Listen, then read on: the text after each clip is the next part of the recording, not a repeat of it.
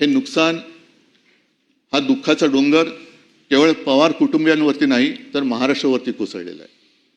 आज त्यांच्या बरोबरीने इतर सुद्धा जे आपले सदस्य होते विधान परिषदेचे त्या सर्वांचा उल्लेख ह्याच्यामध्ये आहेच।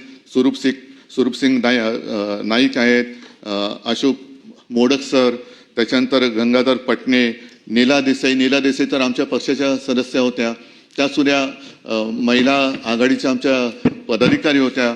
एक धडपड करणारी माणसं, आपल्याला मिळालेल्या संधीचं सोनं करणारी माणसं, आणि ही अशी माणसं आपल्यातनं अचानकपणाने निघून जातात।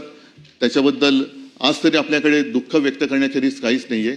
पण या निमित्ताने मी पुन्हा एकदा आपल्याला सगळ्यांना विनंती करेन की जेव्हा माणसं असतात तेव्हा त्यांच्याशी आपण त्यांचं महत्त्व कळून घेऊन त्यांच्या गुणाचा वापर जर का राज्यासाठी केला गेला तर केवळ आपलंच नव्हे तर महाराष्ट्राचं भलं झाल्याशिवाय राहणार नाही।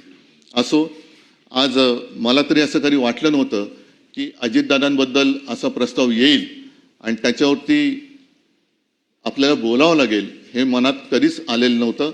अचानकपणाने ही वेळ आपल्यावरती ओढवलेली आहे।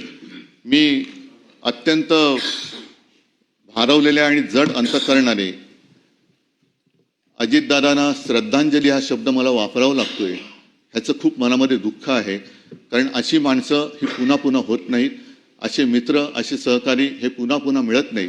मी या सर्वांना माझ्यातर्फे, माझ्या कुटुंबियांतर्फे आणि माझ्या पक्षातर्फे भावपूर्ण श्रद्धांजली वाहतो। आणि पुढचं वाक्य खरंच बोलणं फार अवघड आहे, पण त्यांच्या आत्म्यास शांती लाभो हीच माझी प्रार्थना।